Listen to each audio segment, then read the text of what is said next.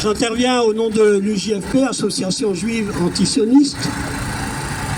Comme vous le savez, Netanyahou et son entourage mentent constamment.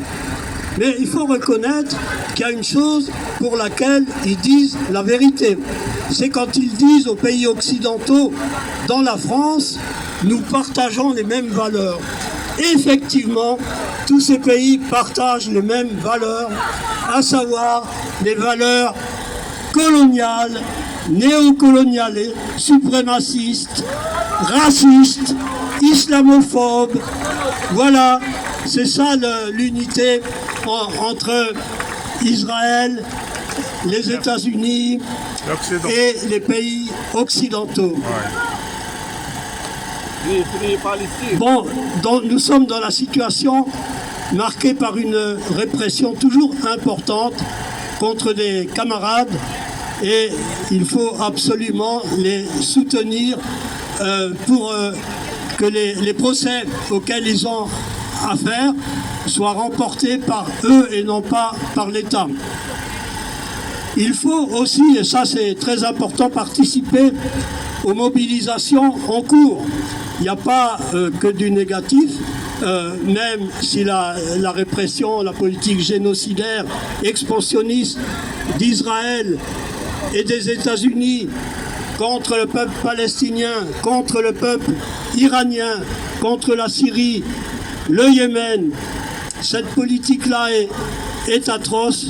Il faut continuer la mobilisation et c'est ainsi que la mobilisation continue contre l'embargo, contre Israël, contre le commerce d'armes, avec Israël, le commerce d'armes, de composants d'armes, de matériel répressif promu par Israël et servant à mater les révoltes populaires dans tous les pays occidentaux comme la France, l'utilisation de toute une technologie comme l'intelligence artificielle, les drones, etc., contre les peuples.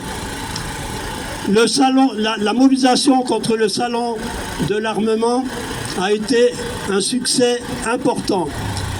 4000 personnes dans les rues, des ateliers très, très enrichissants, de nombreuses discussions avec des pistes de travail intéressantes. Une grande partie de la manifestation a traversé la ville de Drancy. Comme vous le savez, Drancy est marquée par la mémoire du génocide nazi contre les populations juives. Il n'en demeure pas moins que pendant toute la traversée de Drancy, nous avons vu beaucoup de drapeaux palestiniens aux fenêtres des gens et que donc ça a été quelque chose, je dirais, d'encourageant pour les mobilisations. Par ailleurs, comme vous le savez, les dockers à Marseille se sont mobilisés pour empêcher la livraison d'armes et de composants d'armes.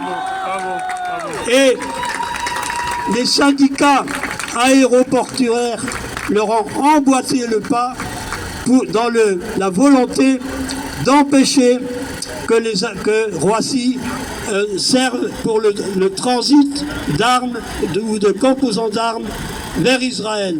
Cela, donc, il faut le saluer. Et d'ailleurs, je signale que vendredi soir, il y aura un rassemblement à Roissy à l'appel des syndicats de l'aéroportuaire. Un rassemblement pour empêcher le commerce d'armes et aussi contre toutes les politiques militaristes. Bon, il faut aussi soutenir les nombreuses catégories sociales qui se sont mobilisées et ont rallié beaucoup de gens, beaucoup de signatures de pétitions, ainsi les juristes, des journalistes, des maires. Il y a eu vraiment une mobilisation importante autour de ces catégories. Et aussi, et ça c'est quelque chose vraiment de très important, c'est la formidable mobilisation de la jeunesse qui continue de se développer malgré la répression dans les milieux universitaires. Pour conclure,